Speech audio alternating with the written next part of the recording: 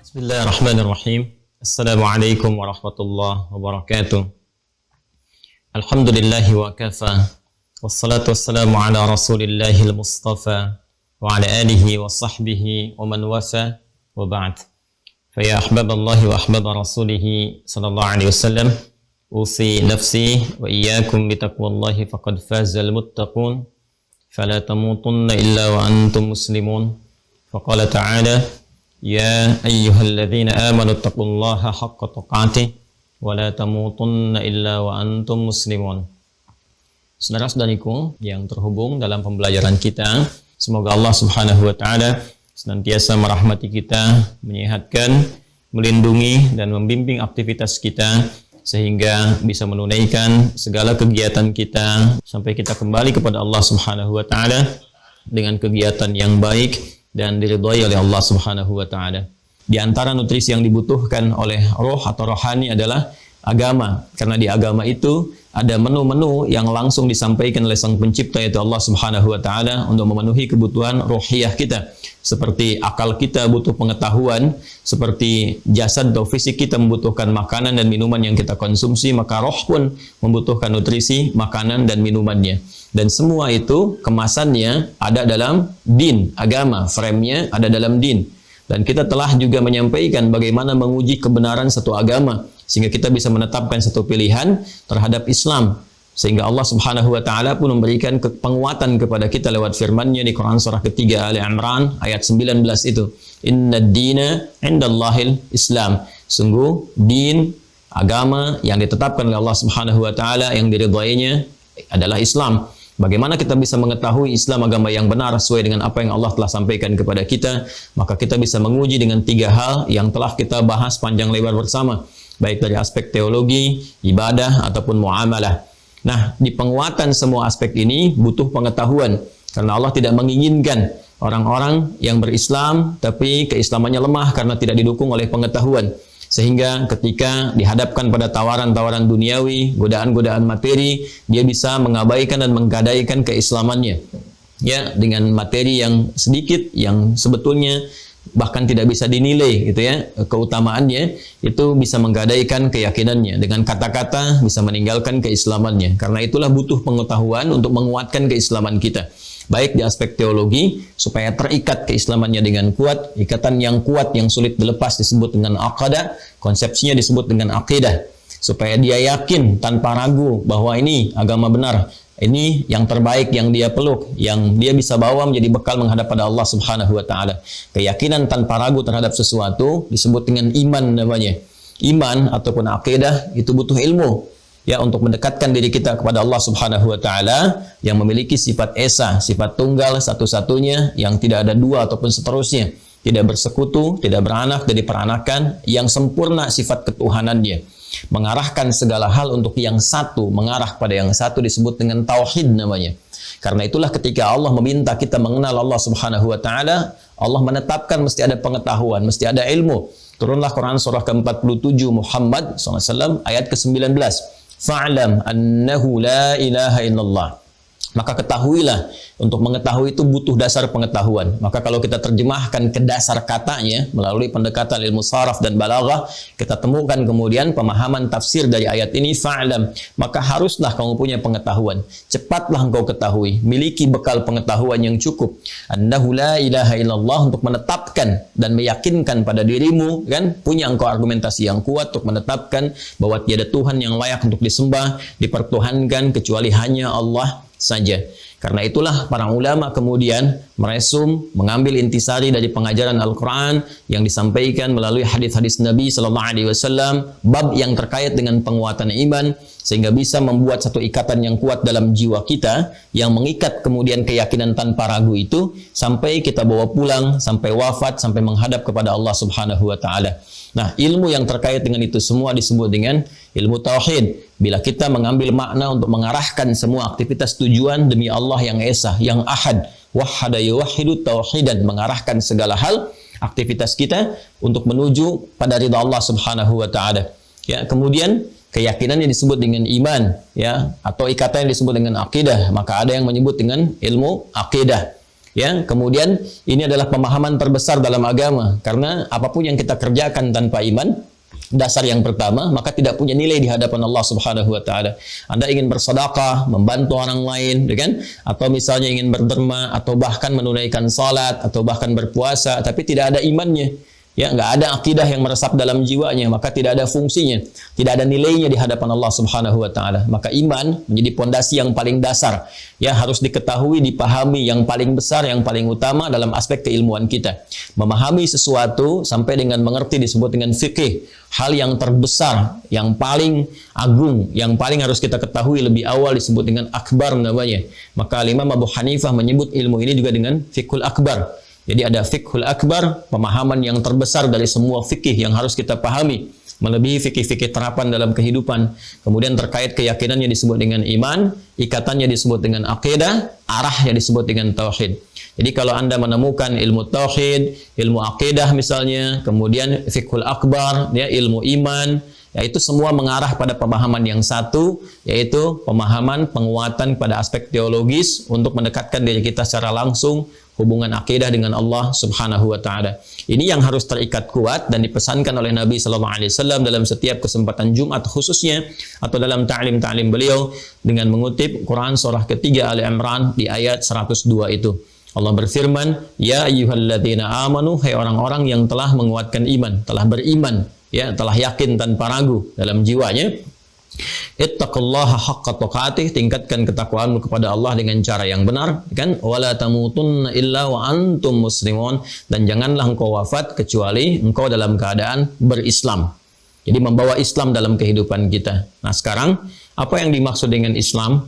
Dari Islam itu apa yang kita temukan terkait dengan iman? Dari iman itu nanti kita akan turunkan pokok-pokoknya, sehingga terkorelasilah pembahasan kita di subuh ini dengan tema dasar-dasar atau pokok-pokok keimanan. Ini pengantar yang ingin saya sampaikan sampai tiba pada titik pemahaman yang akan kita bahas bersama. Ya, baiklah teman-teman sekalian, sebelum kita masuk kepada uraian tadi tentang turunan Islam sampai ke pokok iman, saya akan bacakan dulu di pembuka kitab supaya ada bagian kitab yang saya janjikan kita mulai bisa baca. Nanti ada kitab-kitab pokok dasar, ada turunan-turunan yang kemudian kita bisa tunjukkan juga, ya. Ini kita akan mulai dengan kitabnya Syekh Sayyid Sabiq, ya, judulnya Al-Aqaid Al-Islamiyah. Ini judul kitabnya, ya, Al-Aqaid Al-Islamiyah, karya Syekh Sayyid Sabiq. Ya, saya sudah sampaikan juga di awal jumpa. Ini nanti akan diuji juga, ya.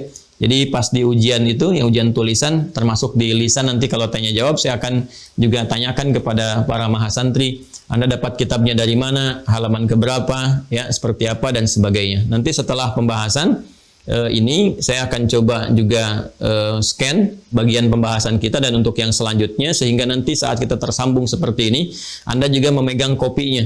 Ya, jadi nanti kalau saya bacakan Anda ikut baca juga. Jadi kita belajar banyak hal insya Allah, ya. Belajar pemahaman, belajar baca juga kitab secara langsung sehingga bisa diterapkan nanti dan diajarkan kembali kepada kolega-kolega kita. Baik, sekarang teman-teman sekalian kita masuk di halaman yang ke-7, ya, di kitab Al-Aqaid Al-Islamiyah, langsung ke pokok bahasannya. Jadi kalau mukaddimah saya lewati, dan ini beberapa poin-poin pembahasannya, kemudian kita akan masukkan kepada aspek yang pokoknya langsung. Bismillahirrahmanirrahim. Al-Islamu imanun wa amal. Ya, Islam itu perpaduan antara iman dan amal. Saya ulangi, ya, Islam itu perpaduan antara iman dan amal. Al-Islamu huwa dinullahi alladhi awhahu ila Muhammadin salawatullahi wa salamuhu alaihi wa huwa imanun wa amal. Islam itu ialah dinullah, din Allah Subhanahu wa taala. Saya lebih berkenan menyebut din, ya, dibandingkan dengan agama. Walaupun agama itu sering menjadi terjemahan kata din tapi tidak mewakili secara keseluruhan. Ya, agama kan dari bahasa Sanskerta, ya. A-nya tidak, agama itu rusak. Jadi konsepsi yang membuat kita itu terjaga dari kerusakan. Bagaimana supaya pandangan tidak rusak, lisan bicara tidak rusak, berjalan tidak rusak, gitu kan? Nah, itu dalam bahasa Sanskerta itu disebutkan dengan istilah agama, ya. Tapi din lebih luas sifatnya daripada itu. Ya, din itu bukan sekedar menjaga kita agar tidak berbuat rusak dalam kehidupan. tapi juga memberikan sebuah konsekuensi dari perilaku penjagaan kita itu untuk mendapatkan penilaian di sisi Allah Subhanahu wa taala. Ya, jadi bukan sekedar misalnya kata-kata kita harus baik, ya, jangan berkata yang rusak, yang kotor. Nah, jadi apa balasan yang didapatkan ketika kita menjaga itu? Itu punya poin di hadapan Allah. Ya, karena itu orang Arab mengatakan kama tadinu tudan. Kama tadinu tudan, sebagaimana engkau berdin, ya kan, berekspresi, bersikap dan sebagainya, seperti itulah engkau akan diapresiasi oleh Allah. Jadi di sini ada feedbacknya, ada timbal baliknya dari Allah Subhanahu wa taala. Ya kan? Allah meminta kita melakukan sesuatu, ya kan? Hak Allah kita penuhi, kewajiban kita untuk mengerjakannya. Tapi timbal baliknya apa sebagai hak kita? Kan keadilan Allah menetapkan hak bersanding dengan kewajiban. Ketika kita mengerjakan sebuah kewajiban, agama itu kan konsepsi kepatuhan antara kita makhluk kepada Allah Khalik, gitu kan? Allah perintahkan, kita kerjakan. Sekarang kalau kita kerjakan, kita mendapatkan apa haknya? Kan ada hakullahi 'alal ibad, ada hakul ibad 'ala Allah. Ada haknya Allah dari hamba untuk kita menyembahnya dengan sempurna, ya, itu kewajiban kita. Nanti ada hak kita dari Allah yang diberikan. Ya, karena itulah kemudian konsepsi dalam agama mengatakan kama tadinu tudan. Sebagaimana engkau mengerjakan perintah itu dengan baik, mengabdi kepada Rabbmu, maka engkau pun akan dibalas. Nah, di agama itu konsepsinya hanya sebatas menjaga. Sedangkan dalam din ada frame timbal balik. Ketika kita bisa menjaga semua itu, melaksanakan perintah Allah, menjauhi larangannya, maka ada kemudian apresiasi yang Allah berikan kepada kita. Itu dalam bentuk pahala, ajrun. Itu nilainya nanti di akhirat, bukan dunia. Dunia itu dapat keberkahannya sebagai bekal hidup. Nah, semua pekerjaan kita yang kita kerjakan demi mematuhi Allah, itu dianggap baik oleh Allah kemudian, ya, menjadi saleh. Karena itu perbuatan disebut dengan amal, sifat baiknya disebut dengan saleh. Nah, ini ketika amal soleh dikerjakan punya nilai, nilainya disebut dengan hasanah namanya. Saya ulang ya, supaya lebih kita pahami ya. Dalam din ya, inna dina 'indallahil Islam. Islam itu din kita. Din itu bukan sekedar menjaga kita untuk berperilaku dengan baik, tapi ya, ada akibat yang kita dapatkan, ada feedback timbal balik dari semua penjagaan yang kita lakukan itu, perbuatan kita mendapatkan penilaian dari Allah. Ya, penilaian itu nanti yang melahirkan pahala. Ketika seseorang mengerjakan karena Allah dengan baik, perbuatan dalam bahasa Arab disebut amal namanya. Ketika dinilai baik oleh Allah menjadi saleh, maka dari sini muncul istilah amal saleh. Jelas ya? Nah, amal saleh yang dikerjakan oleh seorang hamba dapat poin dari Allah, dapat penilaian. Poinnya disebut hasanah namanya. Ya? Poinnya disebut apa? Hasanah. Saya coba uraikan begini ya. Ya. Jadi di sini ada aktivitas nih, perbuatan, aktivitas. Apa saja dari mulai bangun tidur sampai dengan tidur lagi, kita beraktivitas di sini. Bahasa Arabnya aktivitas itu amal namanya. Ya. Amal, jamaknya disebut dengan a'mal. Jelas ya? Nah, setiap aktivitas yang kita kerjakan disebut amal. Saat kita kerjakan aktivitas ini mengikuti konsepsi atau petunjuk yang bersumber dari ad-din, ya. Inna ad-dina 'indallahil Islam. Dalam hal ini adalah Islam. Ya. Yang diridhai oleh Allah Subhanahu wa taala. Ini konsepsinya ada di Quran surah ketiga di ayat 19. Baik ya? Nah, semua pekerjaan, aktivitas, amal kita yang mengikuti petunjuk-petunjuk dalam din, kan, dalam syariat, yaitu Islam, maka akan dipandang baik jika benar ketentuannya itu diikuti. Ya, maka disebutlah kemudian pekerjaan yang diikutkan pada petunjuk ad-din dipandang baik oleh Allah dengan saleh namanya. Saleh. Ya. Saya beri contoh misalnya, kita makannya mengikuti ketentuan ad-din. Bagaimana cara makan yang baik, ya kan? Menyebut apa saat akan makan, bagaimana adab yang kita jaga saat makan. Ya, maka ketika kita ikuti tuntunan ad-din ini, pekerjaan kita bukan sekedar amal, bukan sekedar rutinitas, ya, bukan cuma makan untuk menghilangkan lapar, tidak. Tapi itu akan dianggap baik, saleh. Oleh siapa? Oleh Allah. Ketika pekerjaan itu dianggap baik, dia punya nilai di sisi Allah. Punya nilai. Nilainya disebut dengan hasanah namanya. Ya, nilai kebaikannya. Nilai kebaikannya disebut dengan hasanah. Nah, hasanah ini punya poin. Ya, poinnya setiap kebaikan itu 10. Ada 10. Ini paling pokok, paling dasar. Ya, paling minimal sedikitnya 10 poin. Ya, dari mana ditemukan konsepsi ini? Ada di Quran surah ke-6 Al-An'am ayat 160. Lihat ya, ini semua dari Al-Quran ya yang saya turunkan, bukan pendapat-pendapat atau utak-atik sesuatu, tidak. Tapi kita turunkan supaya mudah dipahami. Ya. Nah ini dapat poinnya 10, konsepsinya ada di Quran surah ke-6 ayat 160. Ini dasar firman penguatnya. Allah langsung yang sampaikan. Man jaa bil hasanati falahu asyru amthaliha. Siapa yang mengerjakan satu perbuatan punya nilai hasanah, artinya soleh perbuatannya, maka ditetapkan mendapatkan 10 poin nih. Ya. Falahu asyru amthaliha, dia punya padanan 10 nilainya di sisi Allah. Ya. 10 ini jangan dalam hitungan kita 1, 2, 3 terlalu kecil. Karena kita datang ke masjid pun misalnya untuk niat ibadah, baru datang nih, belum mengerjakan apapun. Kita belum sholat misalnya, ya kita belum i'tikaf, belum macam-macam, baru datang aja, tapi niatnya untuk ibadah, bergantung kepada niat.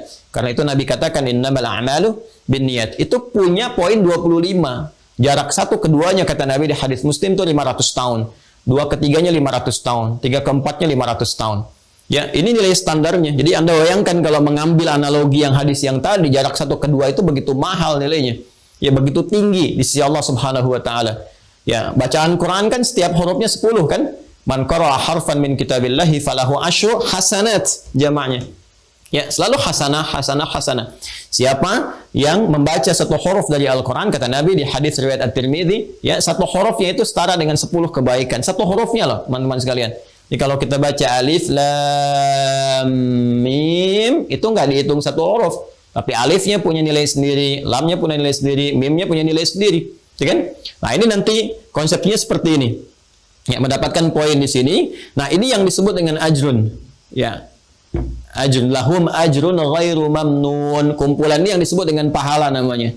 Ya, di perbuatan sifat baiknya disebut dengan hasanah, poinnya ini, nah ini yang disebut dengan ajrun. Ini yang kita kumpulkan. Nah, inilah poin bekal kita menghadap Allah Subhanahu wa taala. Ya, poin bekal kita untuk menghadap Allah Subhanahu wa taala. Jadi, semua pekerjaan dunia kita akan menjadi rutinitas tanpa adanya ini. Ya. Tanpa adanya acuan ini, ad-din ini. Ini konsepsi yang memberikan timbal balik, karena itu disebut dengan ad-din, bukan sekedar agama. Jelas ya? Nah, ini yang kita bawa pulang nih. Jadi yang kita bawa pulang itu bukan harta yang kita kumpulkannya. Ya, mohon maaf, bukan kendaraan, bukan rumah yang kita tinggali, pakaian yang kita koleksi, handphone paling mewah yang kita dapati, bukan itu. Ya, jangankan ke akhirat, ke alam kubur pun nggak kita bawa. Demi Allah saya katakan, silahkan cek sebagai muslim misalnya, khususnya kita yang beriman, apakah ada di antara kita kemudian meninggal dikuburkan dengan handphonenya? Kan tidak. Ya kan? Pakaiannya kan tidak. Apakah ada yang meninggal dikuburkan dengan mobil termewah yang dia koleksinya? Kan tidak. Ya, bahkan kain kafan yang kita kenakan pun kan nggak ada kantongnya, coba cek. Ya kan? Nah, karena itu penting bagi kita untuk menyadari bahwa ada sesuatu yang harus kita yakini, kita pahami. Karena itu iman, yakin tanpa ragu. Ya, kalau pulang nanti bawa bekal apa? Logika sederhananya begini. Kita berpindah pada satu tempat, taruhlah mudik misalnya. Nggak usah jauh-jauh lah. Ya, saya tinggal di Bekasi misalnya. Saya akan mudik. Taruhlah misalnya beda tempat sedikit ke Banten ya, atau ke Jawa. Lebih jauh lagi misalnya ada yang ke Sumatera sampai ke Papua.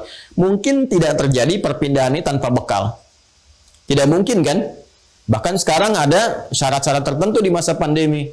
Harus antigen, ya, terbang keluar harus PCR, harus macam-macam dan sebagainya.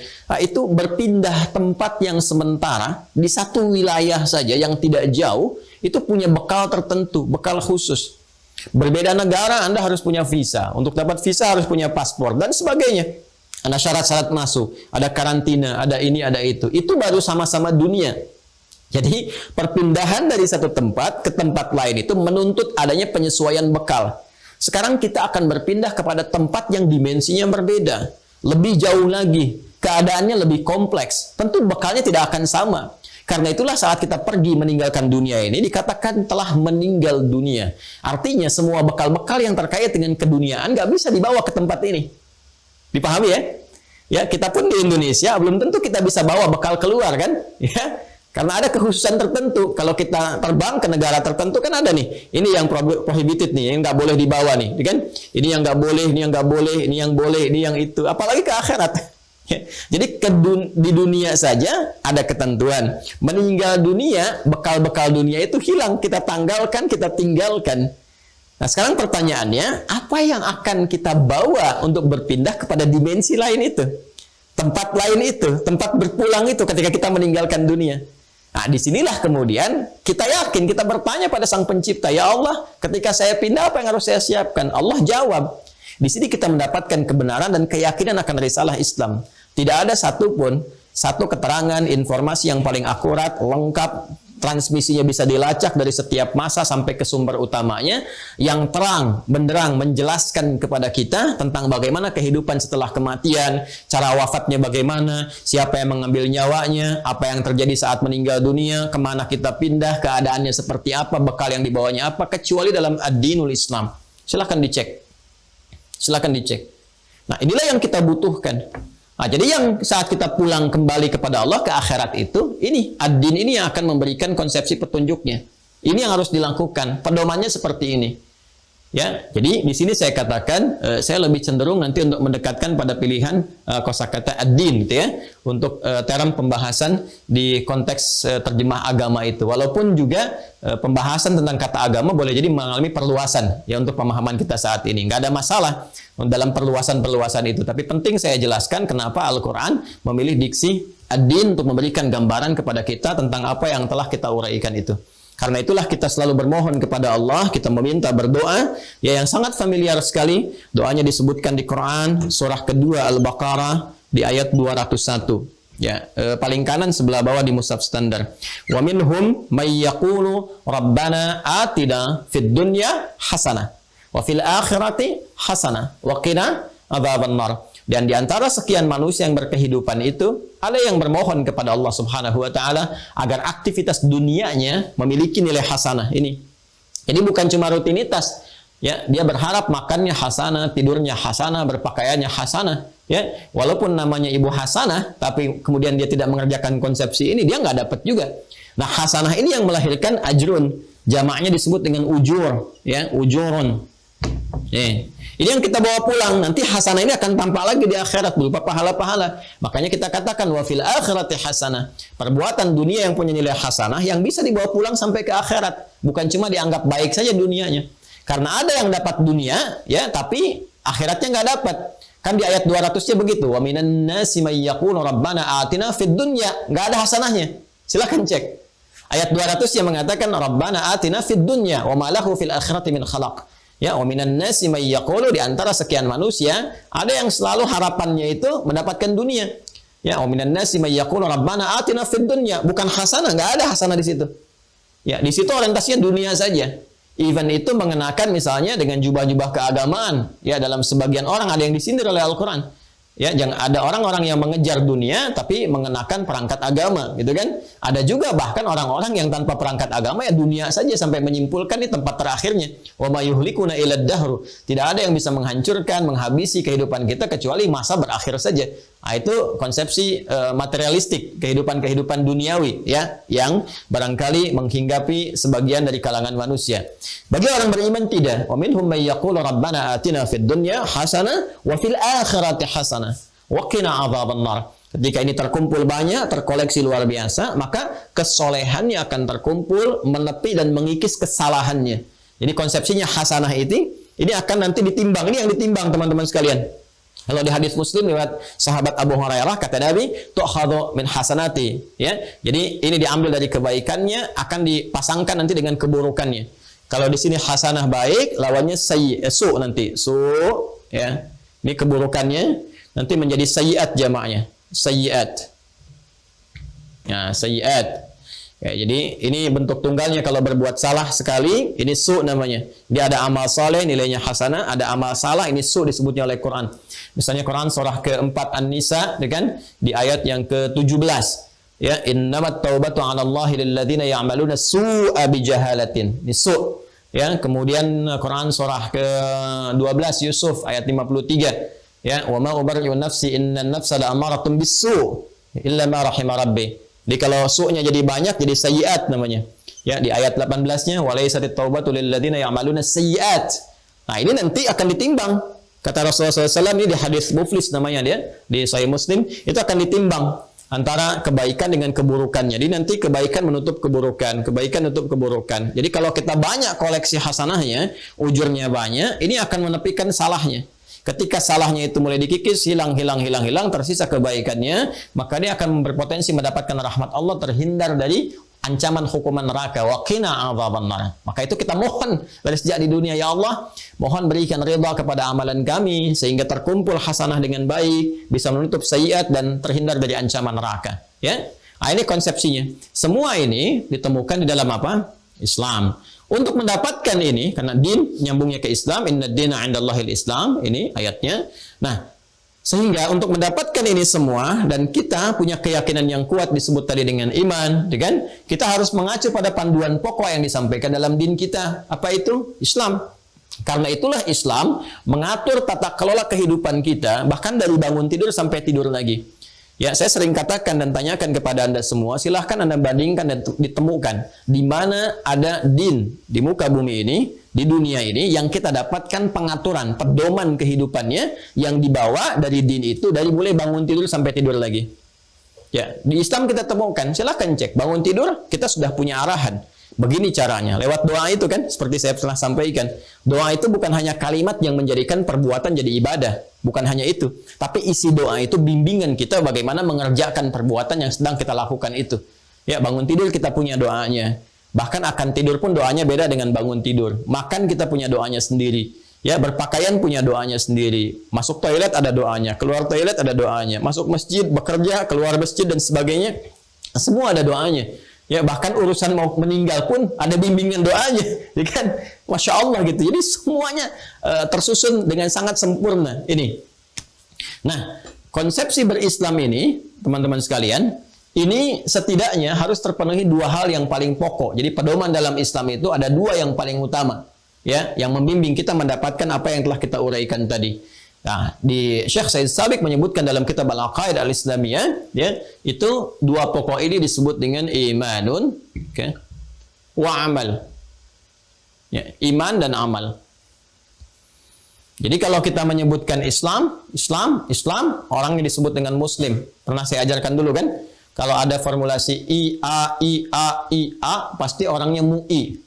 Ya, ingat ya, kalau ada I-A, ya, A-nya panjang di ujungnya. I-A, orangnya itu MUI, rumusnya MUI. Ya, nanti ada dalam waktu dekat insya Allah ada buku saya, pembelajaran bahasa Arab cepat.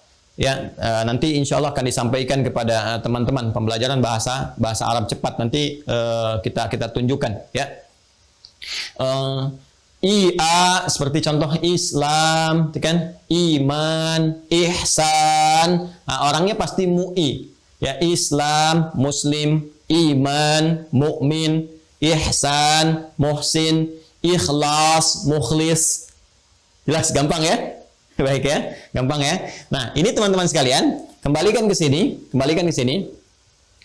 Nah, dalam konsepsi kita berislam dan kita disebut Muslim, itu nggak akan lepas dari ini. Jadi kalau kita mau berislam, benar Islamnya, maka perpaduan iman dan amal itu harus tersemai dan tertanam kuat dalam diri kita. Nggak mungkin orang Islam itu nggak ada iman, itu mustahil. Ya, nggak mungkin orang beriman itu nggak ada amalnya. Ya, itu pun mustahil gitu. Jadi keduanya itu pasti saling bersatu.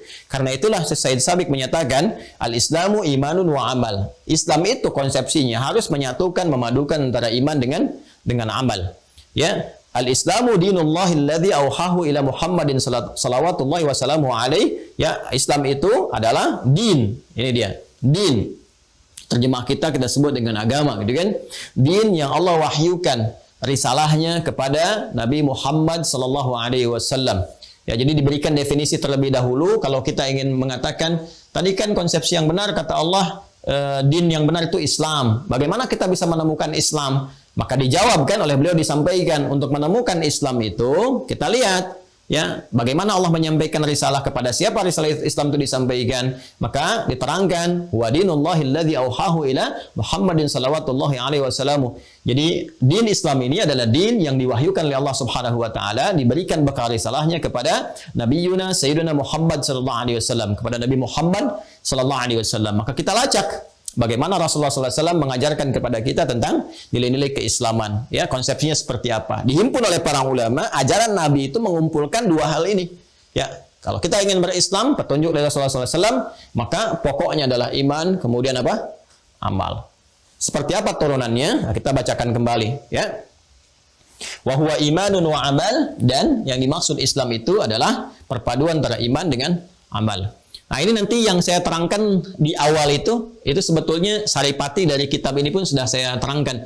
Ya, karena itu seringkali dalam ta'lim saya sebetulnya menyampaikan saripati, intisari, dan kalau Anda merujuk ke kitab Anda akan temukan dari beberapa referensi-referensi kitab. Hanya saya awalkan untuk pengenalan gitu ya. Kadang-kadang ada yang suka bertanya, Ustaz, kitabnya di mana, referensinya di mana gitu ya. Nanti kita dalam pengajaran khusus ini kita buka satu persatu. Baik, kita teruskan. Wal imanu yumathilul aqidah. Ya, sedangkan iman itu tergambar dalam akidah.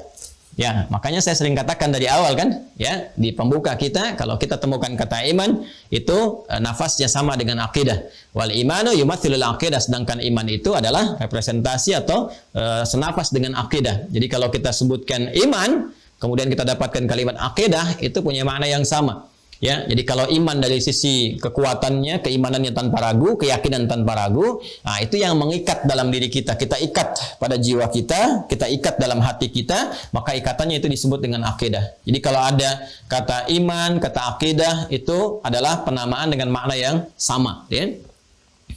Wal usul allati taqumu 'alaiha syara'i'ul Islam wa anha tanbathiqu furu'uhu. Dan inilah pokok dasarnya.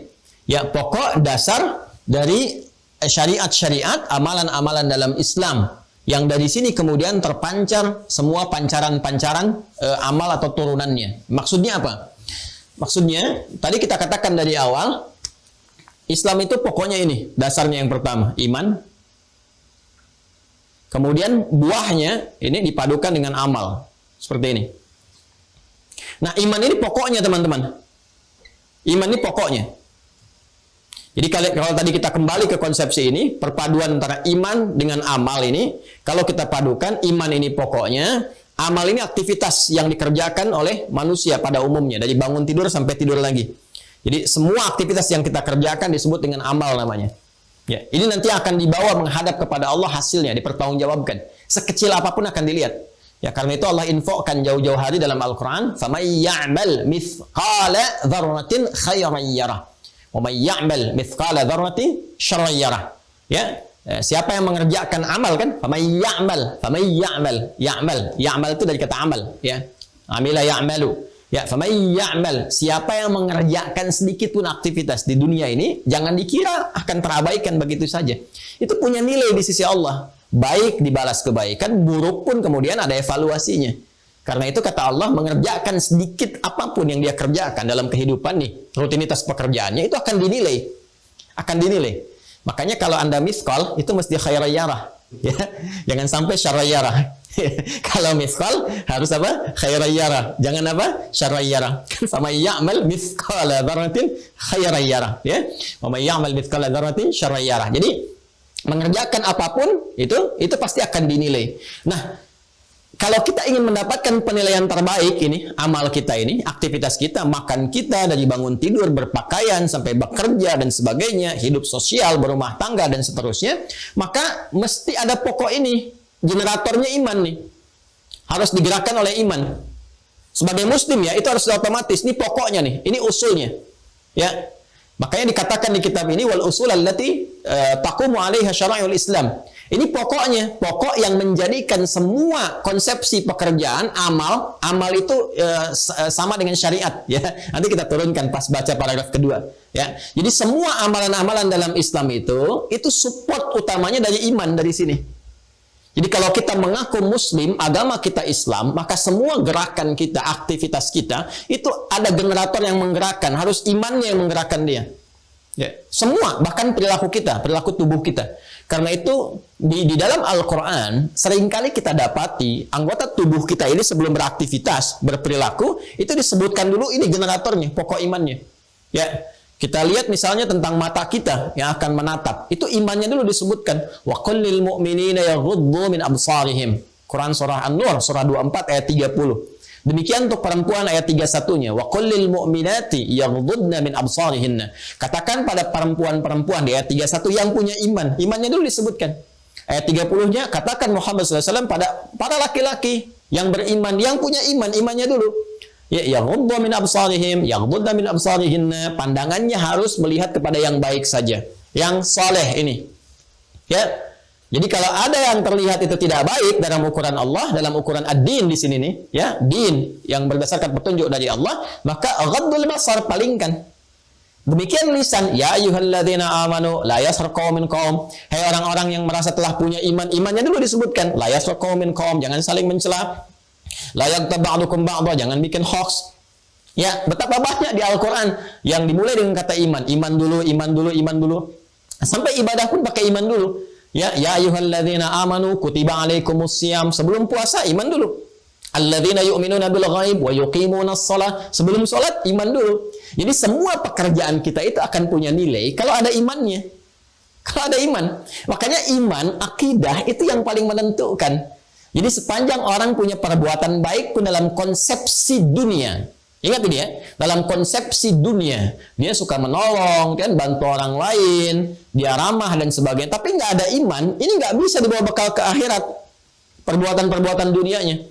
Karena tadi, konsepsi dasarnya, kita pindah alam, pindah dimensi, bekalnya beda. Bekal akhirat tuh imannya, ini pokoknya. Jadi ini baru punya nilai kalau ada ini. Tapi kalau ini nggak ada, maka hukumnya akan terbatas pada dunia saja. Dan keadilan Allah, kalau Anda tanya, di mana keadilan Allah? Allah adil. Karena Anda mengerjakan perbuatan untuk dunia saja, maka dibalasnya pun di dunia. Adil kan? Ya. Anda punya pekerjaan untuk yang sekarang saja, tidak menyiapkan untuk besok. Balasannya kan yang sekarang. Ya. Anda kalau nggak lembur, digajinya kan gaji yang biasa saja. Kalau lembur, baru dikasih lembur kan? Masa Anda nggak lembur pengen minta balasan lembur? Kan tidak. Ya kan? Nah, Anda yang mengerjakan pekerjaan dunia pun, keadilan Allah menjadikan dibalas tuh di dunianya. Diberikan semua apa yang dia kerjakan, balas saya di dunia. Sepanjang dia niatkan untuk dunia saja. Kasus ini pernah ditanyakan oleh Sayyidah Aisyah Ummul Mukminin radhiyallahu taala anha, ya kan? Kepada Rasulullah SAW, ya Rasulullah, ada si fulan orang baik, kan? Namun dia belum beriman. Dia mengerjakan kebaikan, suka bantu ini, donasi itu. Maka bagaimana status dia dalam pandangan Allah di akhirat, bagaimana? Gitu kan? Kalau ada sikap yang seperti ini. Maka Nabi kemudian diberikan oleh Allah Subhanahu wa taala informasi lewat turunnya satu ayat di Quran surah ke-25 Al-Furqan. Ayat 23. Ya. Quran surah 25 ayat 23. Ini harus hafal ini ya. Nanti Anda kalau ditanya bagaimana kalau ada orang yang non muslim atau dia belum beriman, saya kan dia banyak berbuat baik, apakah tidak punya nilai di hadapan Allah kebaikannya? Apakah masuk neraka? Ya kan? Dan sebagainya. Nah, ini jawabannya ini. Anda bisa katakan dulu, alhamdulillah pertanyaan Anda itu sudah diwakili oleh Sayyidah Aisyah 15 abad yang lalu.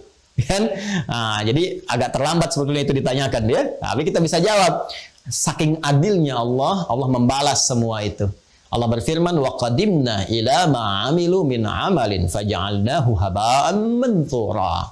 Wa qadimna ila ma'amilu min amal. Nah, solehnya nggak ada di situ. Solehnya nggak ada. Karena soleh itu baru muncul kalau ada iman.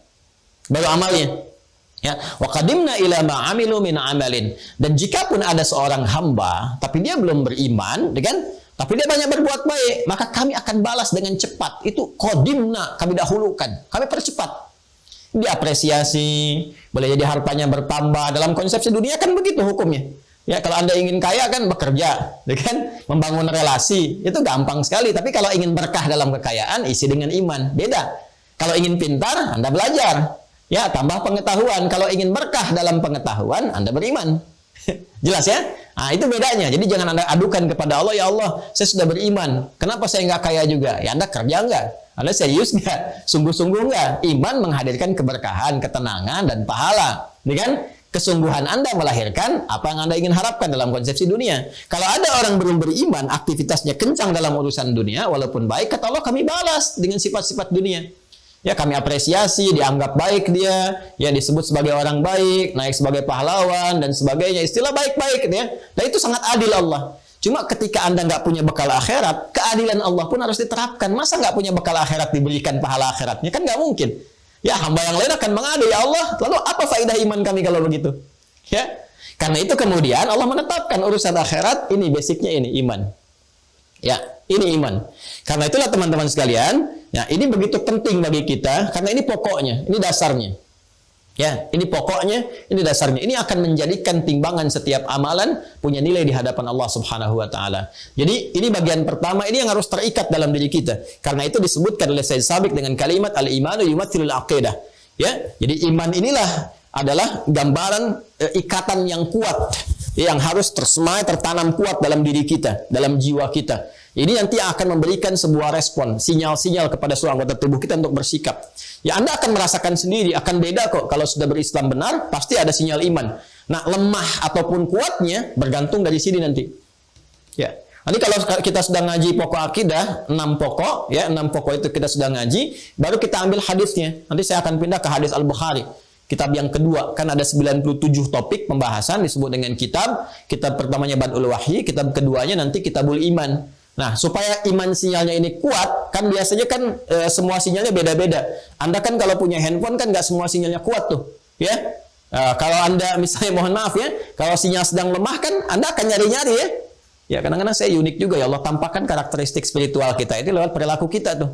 Ya, tapi anehnya kadang nggak konsisten. Urusan dunia bisa tajam akalnya, urusan akhirat tuh bisa lemah gitu. Ya, saya bingung juga kadang-kadang kok bisa terjadi. Anda kalau sedang lemah sinyal tuh handphone kan cari sinyal kan. Nelpon sampai keluar, sampai ngasih ekspresi. Kamu ini kalau bisa begini-begini, padahal orangnya nggak ada di depan. Ya, kamu ini lihat nggak sih tangannya begini tuh, tapi orangnya nggak ada. Ya, terus dia bisa cari sinyal tuh, cari sinyal sana sini sampai dia menemukan sinyal yang kuat. Sampai dia katakan sebentar ya sinyalnya lemah, aku keluar dulu. Ya kan? Nah, Allah kan telah tebarkan semua sinyal hidayah, ada yang lewat telinga, lewat mata, dengar adzan, lihat orang salat, lihat orang baca Quran, lihat orang beribadah macam-macam. Kemudian orang yang punya iman pun dikasih sinyal lewat amal, dikuatkan. Nanti ada 57 hadis Nabi sallallahu alaihi wasallam di Kitabul Iman di Sahih Al-Bukhari yang membimbing kita untuk mendapatkan penguatan sinyal. Nah, itu harus kita cari. Masa sinyal dunia kita cari-cari sampai ganti handphone, di-charge dengan baik. Agama yang membawa keabadian kita di akhirat, mempertaruhkan marah hidup kita yang terakhir. Kenapa nggak pernah di-charge? Kan? Kenapa nggak pernah dikuatkan sinyalnya? Nah, ini kembali ke sini. Nah, jadi semua hal ini akan bergantung kepada pokok. Kita ikat kuat. Ikatan inilah yang disebut oleh Sayyid Sabiq dengan mengatakan al-imanu yumathilul aqidah. Ya, wal usul allati taqumu alaihi syara'il Islam, dan pokok yang menjadi pokok tumbuhnya semua amalan punya nilai di hadapan Allah dalam konsepsi Islam.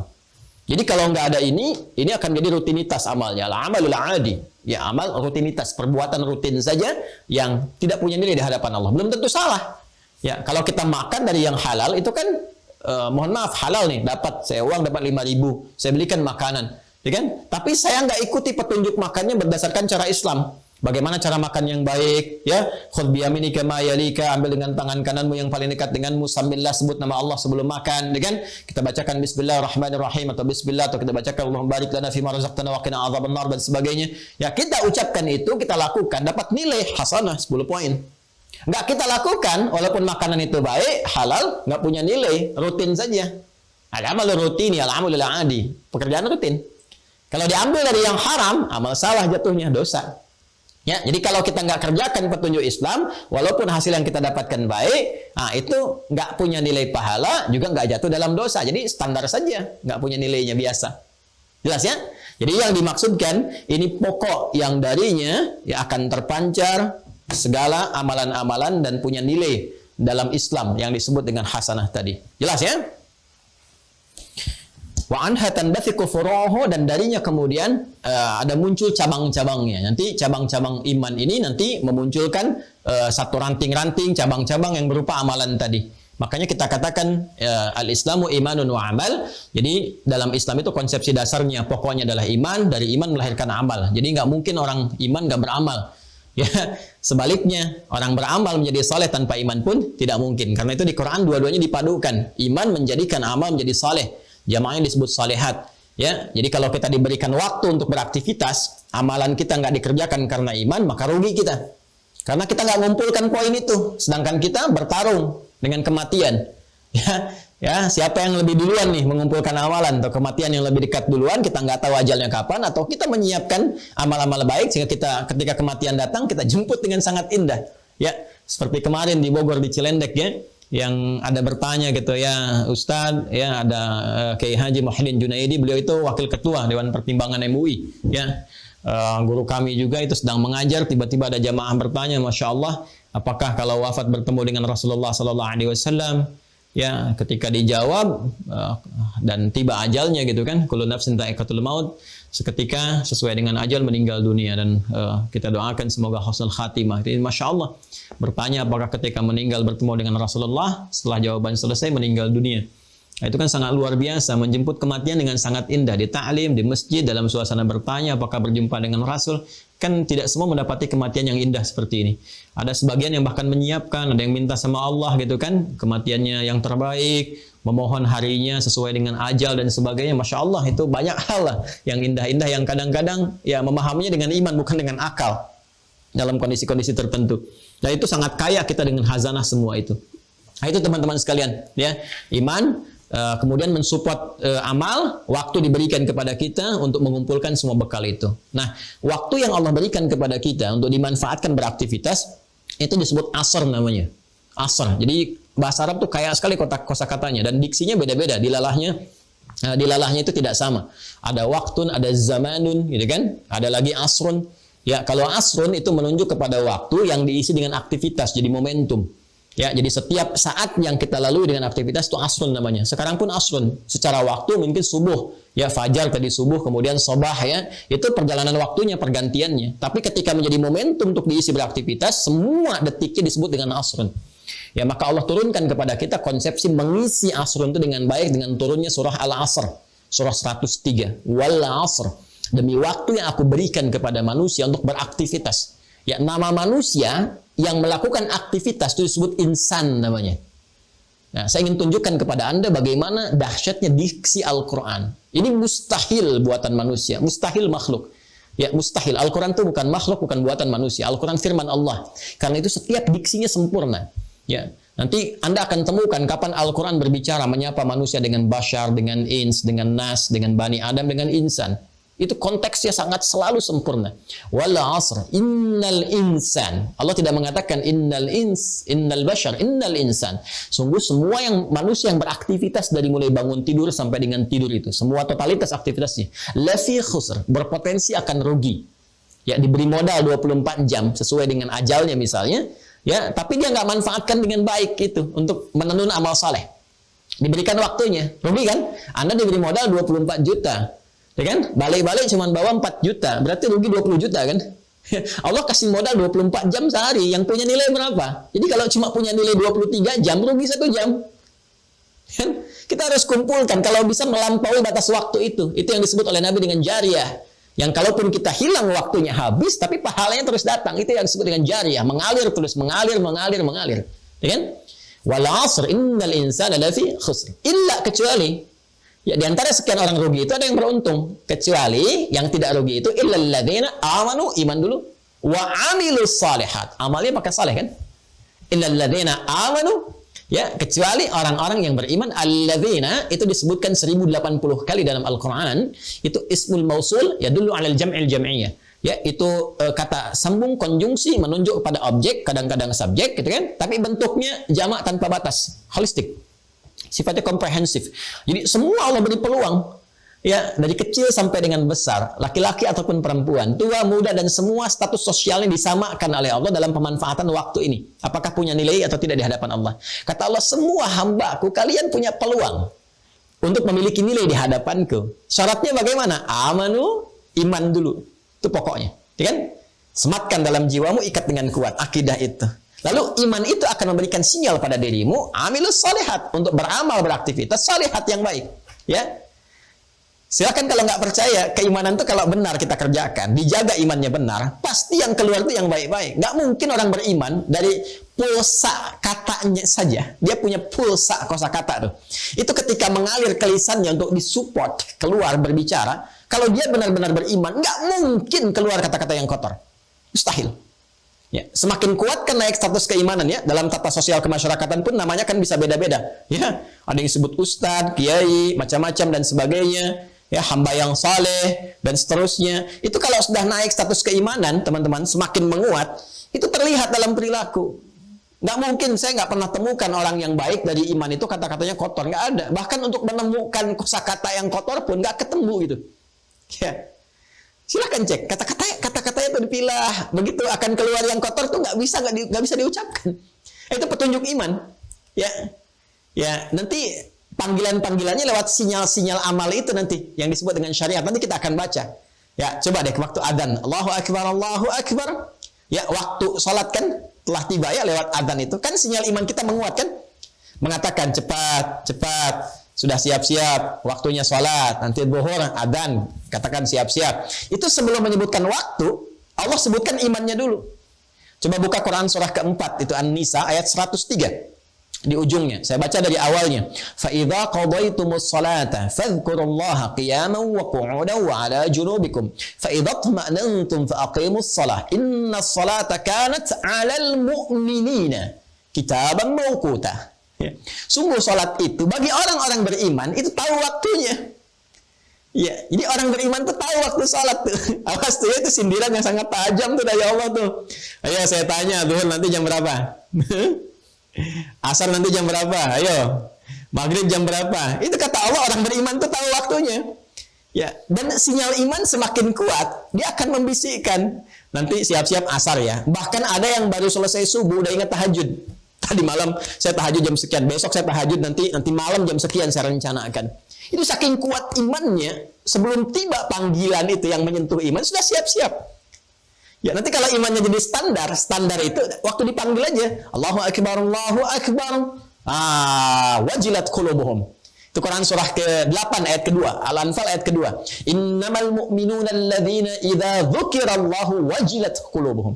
Sungguh insan beriman yang sejati itu, yang masih punya iman, jika disebutkan nama Allah ada getaran dalam jiwanya. Itu disebutkan. Makanya tiap hari 5 kali dalam sehari, dalam setiap pergantian antar waktu. Ya, PAW, pergantian antar waktu gitu ya. Dalam sehari kan 5 kali. Pagi ke siang, siang ke sore, sore menjelang pertengahan ganti ke malam, kemudian tiba malam. Ya, kita kenal dengan subuh, zuhur, asar, maghrib, isya. Itu kan disebutkan nama Allah. Karena khawatir paginya beriman, sorenya kufur. Ya, kan ada yang sorenya kufur, paginya beriman. Ya, makanya dipanggil tuh. Kata Allah, kalau benar masih ada iman, itu akan ada sinyal dalam dirinya. Allahu Akbar, Allahu Akbar. Ya Allah, sudah adzan. Ya. Nanti penguatannya bergantung kepada aspek amalannya. Paham ya? Dari situ ya. Nah, kita belum sampai nih, kita masih di pembuka. Wal amalu yumathilu syariah. Ya, sedangkan amalan itu refleksi dari syariat. Ya, jadi nah ini teman-teman sekalian. Ini Masya Allah, ini termasuk juga yang ramai-ramai pada dibahas sekarang ini ya. Nah, orang Islam harus tahu nih. Kalau nggak tahu, nah itu ada kelemahan dalam keislamannya, harus diperkuat. Kalau menentang, dipertanyakan keislamannya. Ya, ini sudah konsepsi dasar ya. Sudah konsepsi dasarnya begitu. Secara ilmiah kan demikian. Ya. Di kebangsaan kan juga begitu. Warga negara Indonesia tahu dasar negaranya. Dasarnya adalah Pancasila, gitu kan? Jelas kan? Nah, kemudian kalau dia tidak tahu, berarti pengetahuan tentang kenegaraannya lemah. Perlu ditambah lagi, kan? Tapi kalau dia misalnya tidak ya tidak mengakui ya dasar negara adalah Pancasila, maka dipertanyakan kenegaraannya, kan? Baik. Nah, sama dalam konsepsi berpikir kan secara logika demikian. Ya, orang Islam, nih al-Islam. Orangnya disebut Muslim.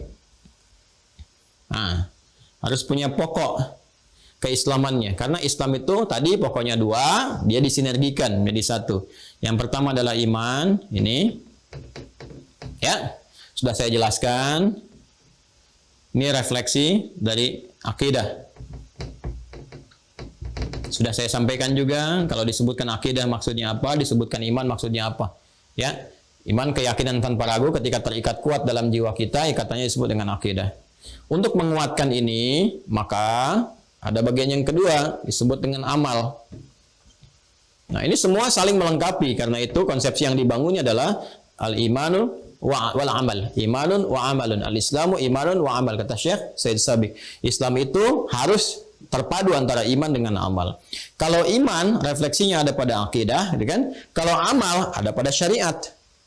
Jadi nama lain amal itu namanya syariat. Nah, jelas ya? Jadi kalau Anda mendapatkan akidah sama dengan iman. Ya, akidah Anda apa? Islam, ya kan? Maksudnya apa? Saya yakin tanpa ragu dengan Islam. Jadi nggak boleh ragu. Kalau ragu dipertanyakan keislamannya. Jelas ya? Makanya petunjuk pertama dalam Al-Quran ketika berinteraksi dengan pedoman keislaman di Al-Quran nggak boleh ragu.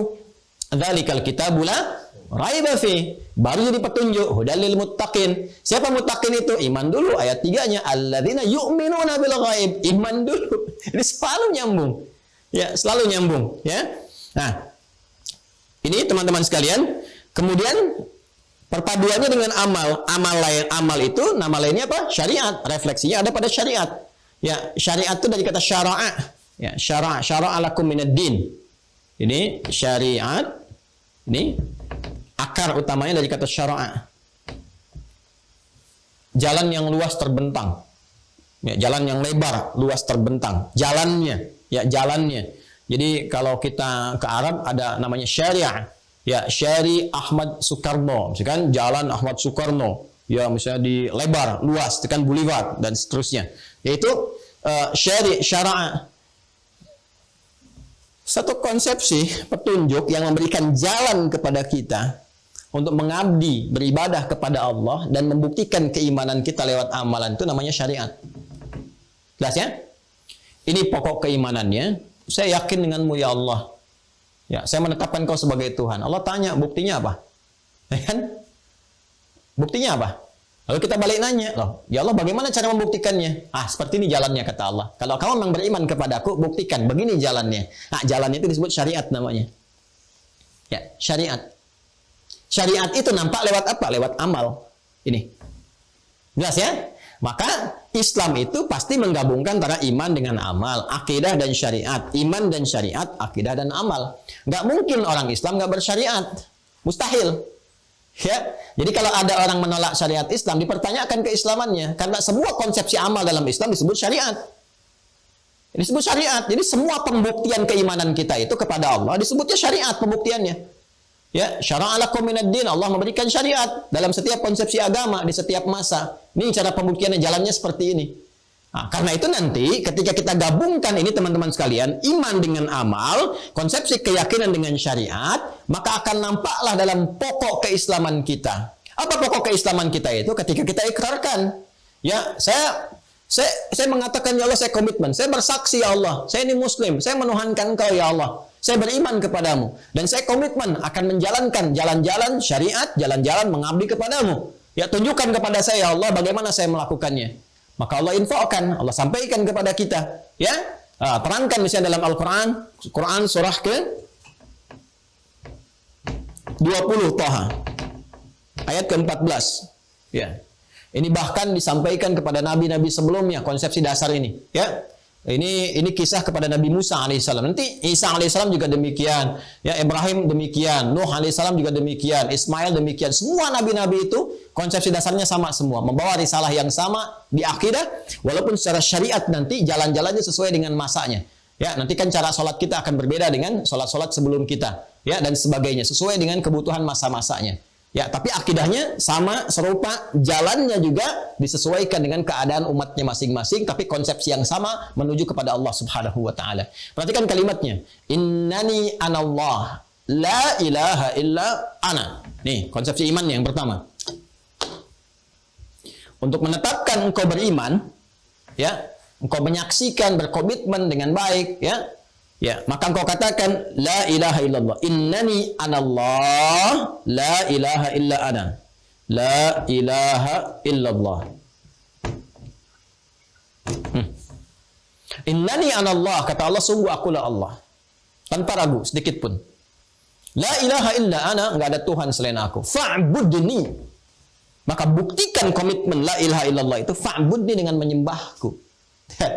Ini menyembah Allah itu lewat syariat, nih jalannya. Fa'budni, maka buktikan itu lewat syariat dengan ibadah. Fa'bud, ya, abada ya'budu, fi'il amarnya u'bud, fa'bud, ya, sifatnya disebut dengan ibadah, namanya disebut dengan ibadah. Jadi ibadah itu adalah jalan pembuktian kita akan keimanan kepada Allah. Jadi kalau kita yakin dengan Allah, la ilaha illallah, kan?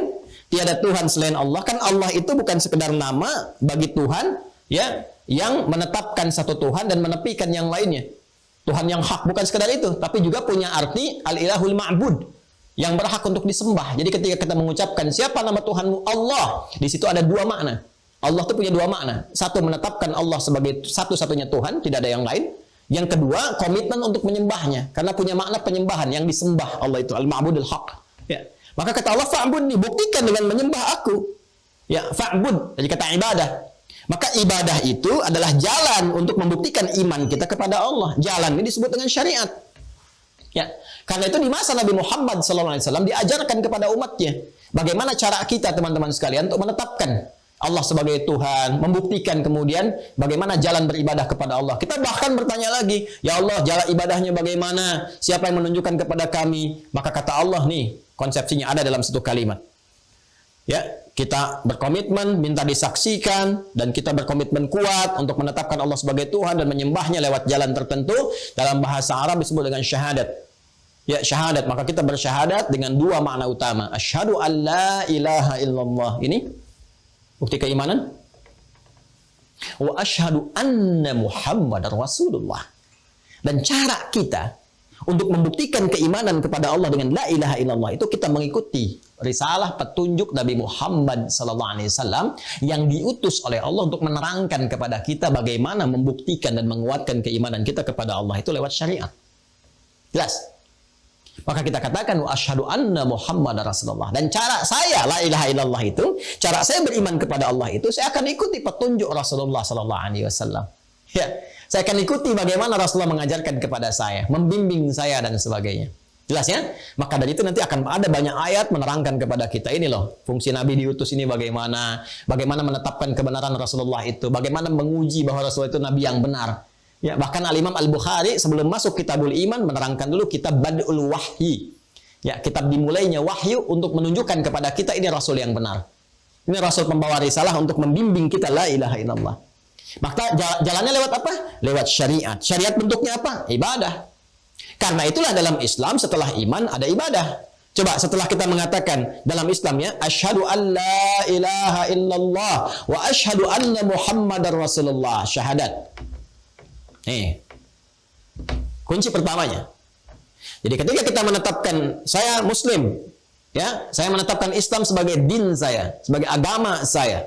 Maka pokok pertama terpenuhi tidak? Apa itu? Iman. Ya, pokoknya harus diikat dalam jiwa kita. Bagaimana mengikatnya? Asyhadu an la ilaha illallah. Jelas? Maka kita ucapkan bersyahadat, berkomitmen untuk bersaksi asyhadu an la ilaha illallah. Ya, lalu bagaimana cara asyhadu an la ilaha illallah itu? Wa asyhadu anna Muhammadar Rasulullah. Ya, saya minta dibimbing ya Allah. Saya turunkan Rasul. Saya pilih Nabi. Silahkan dibimbing lewat Nabi ini, Rasul yang mulia ini. Begini caranya berislam dengan baik. Maka Nabi memberikan jalan kepada kita. Jalan itu disebut dengan syariat. Syariat itu membimbing kita untuk ibadah. Karena perintah syariat itu isinya ibadah. Ya, innani anallahu, kembali ke Quran surah 20 ayat 14. Innani anallahu la ilaha illa ana fa'budni. Ya, sembah aku. Ya, kita minta contoh bagaimana caranya ya Allah, gitu kan? Maka sejak zaman dulu Allah katakan cara menyembahku ini yang pokok. Wa aqimis sholata lidzikri, salat. Karena itu dalam syariat Nabi membimbing kita untuk salat. Ya. Ada yang terkait harta supaya jadi ibadah, supaya punya nilai, jadi amal saleh, ada zakat konsepsinya. Ya kan? Ada siam, puasa yang pokok-pokok. Ada haji dan umrah. Ya. Tuh lihat. Yang ini tujuannya untuk menghubungkan kita dengan Allah sehingga terkoneksi dalam setiap aktivitas. Yang ini mengelola harta supaya jadi nilai ibadah sebagai jalan pengabdian kepada Allah.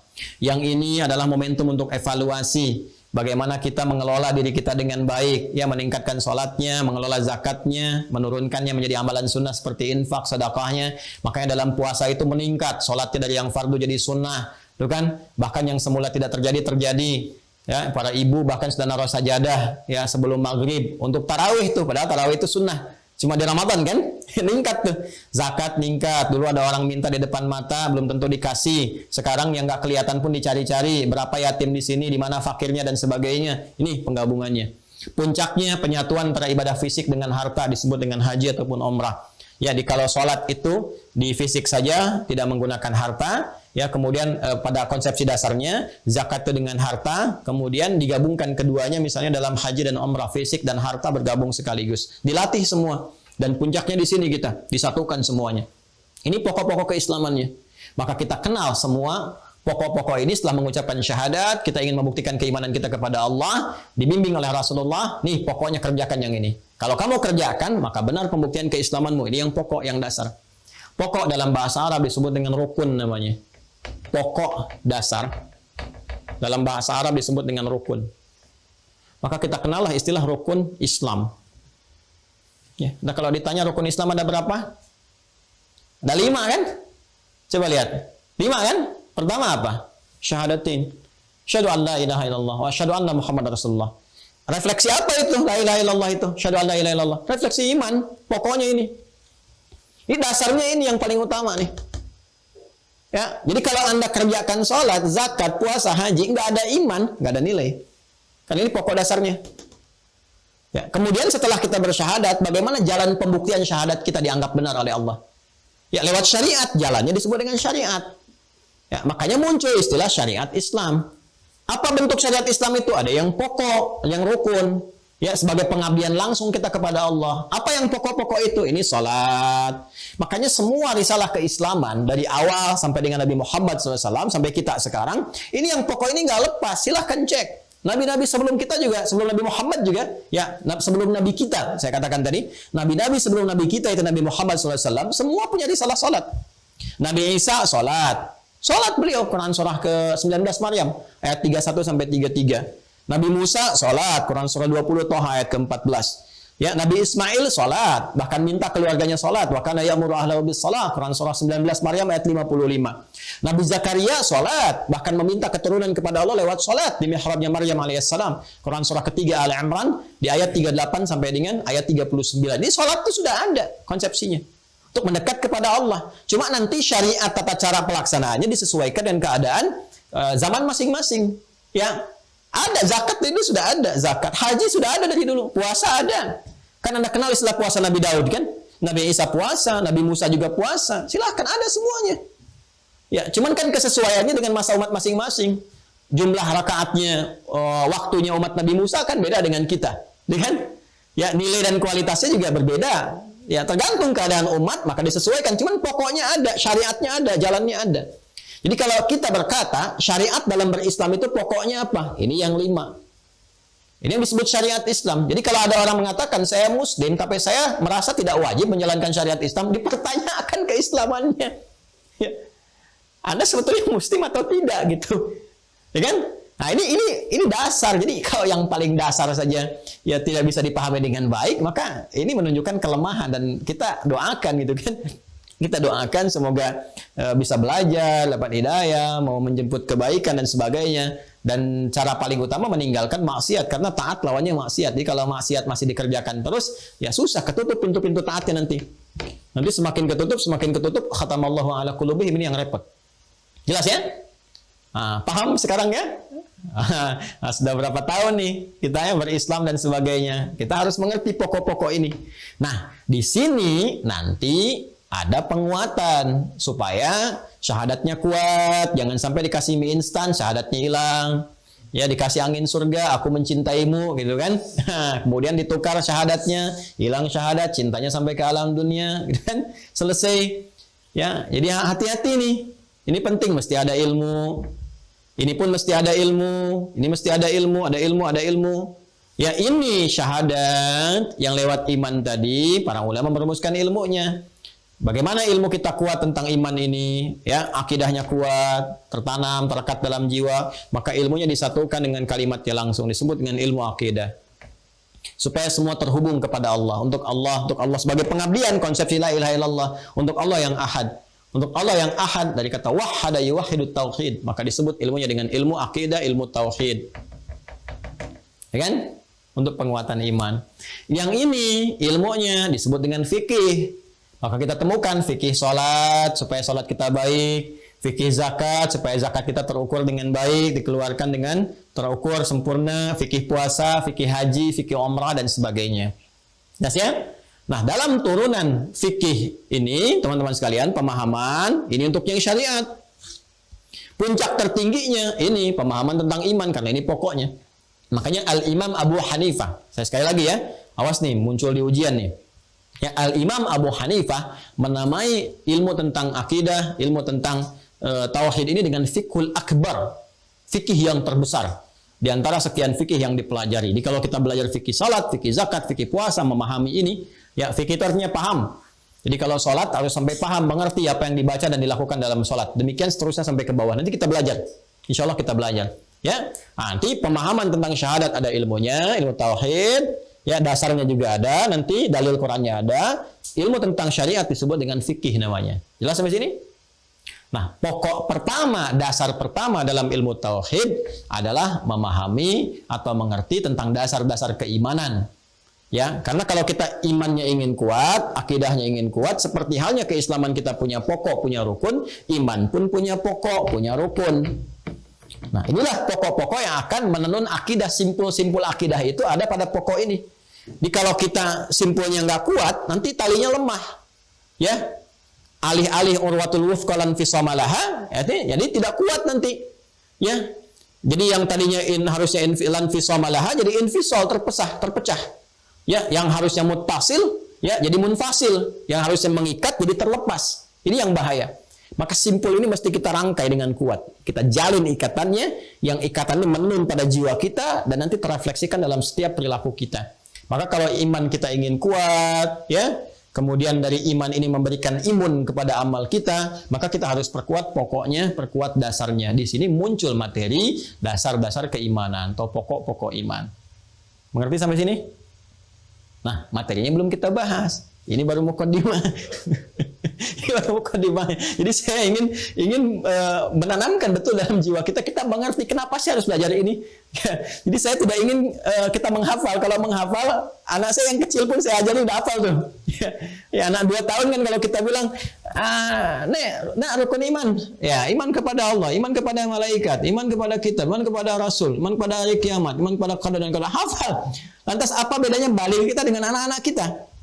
Bahkan beliau saya si Soleh kalau diajari itu juga bisa. Soleh, iman pertama apa? Allah. Assalamualaikum. Jadi kalau kita mengatakan beriman, beliau pun bisa menghafal gitu. Ya, jadi saya ingin ini kita pahami betul supaya konsepsi ini mengikat pada jiwa kita dengan kuat sehingga bisa terefleksikan dalam kehidupan kita. Jelas ya? Oke, kalau sudah jelas teman-teman sekalian, nanti insya Allah di pembahasan berikutnya esok hari berarti ya. Esok hari kita akan masuk kepada pokok-pokok keimanan. Kita baca ini. Ya, ini ada juga di sini. Nanti kita teruskan. Jadi saya ingin kitabnya ada, dengan referensinya dibaca, kalian turunannya saya uraikan. Nanti kita gabungkan dengan kitab-kitab lain karena tidak semua ada di satu kitab. Ya, biasanya saya gabungkan beberapa kitab, saya satukan, lalu saya ambil intisarinya seperti apa. Nanti insya Allah kita jadikan satu intisari pokok pembahasan. Nih teman-teman bisa baca ulang. Ya, baca ulang, nanti pas ujian juga mudah, gitu ya. Nah, kemudian selanjutnya di kitab ini diterangkan dalil-dalilnya. Ya, wal iman wal amal awil aqidah was syariah kilahum murtabitan bil akhir irtibat ats-thamar bil ashjar. Sedangkan iman dan amal itu, mohon izin saya bacakan kitabnya dengan cepat. Iman dan amal itu atau akidah dan syariah keduanya terikat, terkoneksikan satu dengan yang lainnya dengan ikatan yang sangat kuat seperti kaitan antara buah dengan pohonnya. Jadi kalau pohon tak berbuah kan kelihatan seperti tidak ada nilainya gitu kan. Ya, kemudian juga ada pohon nggak ada buah juga dipertanyakan, gitu kan? Makanya orang Arab mengatakan al-ilmu bila amalin kasyajari bila thamarin. Ilmu yang tidak diamalkan ibarat pohon tanpa buah, begitu berharganya gitu kan keterikatan antara pohon dengan buah itu. Al-irtibatul musabbabat bil asbab atau keterikatan antara sebab dengan akibat. Ya, nggak mungkin ada akibat kalau nggak ada sebab, nggak mungkin ada sebab kalau nggak ada akibat. Ya, jadi kalau ada sebab dengan akibat itu seperti keterikatan iman dengan amal. Ya, jadi segala aspek apapun yang terjadi pada amal itu akan disupport oleh iman jika iman ada dalam jiwa. Jadi kalau iman nggak ada dalam jiwa, amal tidak punya nilai, ya. Wan nataij bil muqaddimat, dan seperti halnya hasil dan pendahuluan. Wa min ajli hadha tarabutul wathiq ya'ti ila amal muqtarinan bil iman fi aktsari ayatil Qur'anil Karim. Karena keterikatan yang kuat inilah kemudian Allah menyampaikan keterikatan iman dan amal itu di banyak ayat dalam Al-Quran.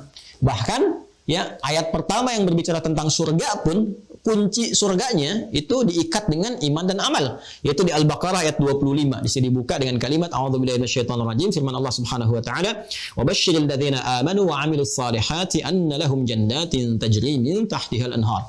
Silakan lihat ya. Di kunci kalimat surga pertama dalam Al-Quran itu pembukanya iman dan amal. Wa basyiril ladzina amanu iman wa 'amilus shalihat amal. Anna lahum jannatin tajri min tahtihal anhar. Bagi orang yang beriman dan dengan imannya dibimbing dia beramal saleh, disiapkan baginya bentangan surga-surga yang beraneka ragam dengan segala jenis keindahannya. Kemudian juga firman Allah di Quran surah An-Nahl ayat 96, "Man 'amila shalihan min dzakarin aw untha wa huwa mu'minun falanuhyiyannahu hayatan thayyibah wa lanajziyannahum ajrahum bi ahsani ma kanu ya'malun." Ya, dan siapapun yang beriman kepada Allah lalu mengerjakan amal saleh. Ya, siapa yang mengerjakan amal saleh yang didasari dengan iman kepada Allah Subhanahu wa taala, baik laki-laki atau perempuan, dasarnya iman, wa huwa mu'min. Nah, ini ada rahasia besar di sini ya, teman-teman. Nanti kita akan kuatkan dengan hadis. Karena kalau kita belajar benar, penguatan hadis dampaknya besar sekali. Ya, kata Allah begini, ini sindiran tajam ya buat saya, buat Anda, buat kita semua. Kata Allah, "Falanuhyiyannahu hayatan thayyibah." Kami akan berikan kehidupan yang baik. Ya, jadi terisi kehidupannya itu dengan segala hal yang baik, hayatan thayyibah. Jadi orang beriman itu hidupnya pasti akan baik. Pekerjaannya baik, perilakunya baik, hartanya baik, ya, segalanya berjalan baik. Nah, jadi kalau ada sesuatu yang belum baik dalam kehidupan kita, boleh janji kita perlu penguatan-penguatan di aspek keimanan. Ya, mungkin yang salah bukan hartanya yang kurang, bukan kedudukannya yang belum tinggi, mungkin imannya yang belum kita kuatkan.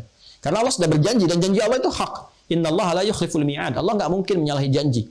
Ya, manusia bisa berjanji, bisa mengingkari. Ya, kau yang mulai, kau yang mengakhiri, kau yang berjanji, kau yang mengingkari. Tapi kalau Allah sudah berjanji, nggak mungkin diingkari. Ya, Quran surah ketiga Al-Imran ayat 9. Innallaha la yukhliful mi'ad. Allah nggak mungkin mengingkari janji. Jadi nanti kita akan kuatkan dengan pendekatan Sahih Al-Bukhari. Ada 57 hadis Kitabul Iman namanya. Ya. Kemudian walanajziyannahum ajrahum bi ahsani ma kanu ya'malun. Kami akan balas di akhirat karena iman mereka itu, ya, amal solehnya dengan pahala yang lebih baik dari apa yang mereka pernah kerjakan di dunia ini. Jadi dikasih bonus di dunia ini dengan kehidupan yang baik, di akhirat diberikan pahala limpahannya. Ya, demikian juga ayat-ayat yang lainnya teman-teman sekalian, termasuk di surat Maryam ayat 96 juga, innal ladzina amanu wa 'amilus solihati sayaj'alu lahumur rahmanu wadda. Ya, sungguh orang-orang yang beriman dan beramal soleh itu akan dijadikan oleh Allah yang Maha Pengasih itu, ya, tertanam dalam jiwanya rasa kasih yang sangat dalam. Jadi Masya Allah tuh orang beriman itu pasti pengasih, pasti penuh dengan kasih sayang, gitu kan? Penuh dengan simpati, toleransi yang baik. Orang beriman itu hidupnya baik. Jadi cukuplah orang beriman itu pasti jadi orang baik. Jadi kalau ada orang beriman mengaku iman kurang baik, kasar, kata-katanya kasar, perilakunya kasar, gitu kan? Bergaulnya tidak baik, dipertanyakan keimanannya. Ayo, mana istri yang beriman, suami yang beriman, anak yang beriman, tetangga yang beriman, karyawan yang beriman. Awas, hati-hati ya, jangan sampai belajar dengan saya, bergaul dengan teman jadi nggak baik, kata-katanya kasar, senang mencela, ya, memvonis satu dengan yang lainnya. Ya, itu mohon maaf, ada sesuatu yang salah dalam pembelajaran. Ya, imma pemahaman antum salah atau saya mengajarkan yang tidak tepat memberikan pemahamannya. Ya, kita sama-sama mengoreksi diri ya. Jadi kalau belajar dengan baik, beriman, pasti tumbuh kelembutan, kebaikan. Silahkan cek siapapun yang belajar dengan Rasulullah, itu semua akan jadi orang baik. Saya belum pernah melihat ada sahabat belajar dengan Nabi, tiba-tiba menjadi pencela, ya, tiba-tiba jadi perusak, tiba-tiba menjadi tukang bikin hoax dan sebagainya. Jadi kita tantangannya ini sangat kompleks. Kita beristighfar, mudah-mudahan Allah bimbing kita semua dalam hal kebaikan. Nah, ini alhamdulillah satu halaman nih teman-teman sekalian.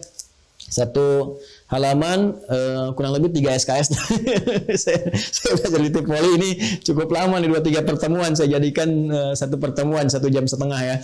Semoga Allah berikan kemuliaan untuk kita semua. Semoga Allah berikan bimbingan kepada kita, memaafkan kesalahan kita, mengampuni dosa-dosa kita. Saya memohon maaf sebesar-besarnya kalau ada yang kurang berkenan dalam penyampaian. Kalau ada yang benar, itu pasti petunjuk dari Allah dan bimbingan dari Rasulullah SAW. Tapi kalau ada yang salah, itu mutlak dari kesalahan saya pribadi. Silahkan teman-teman bisa berikan masukan untuk saya koreksi, saya perbaiki, dan juga bisa mengambil manfaat dari ustaz-ustaz lain yang mengajar kita dalam keseharian kita.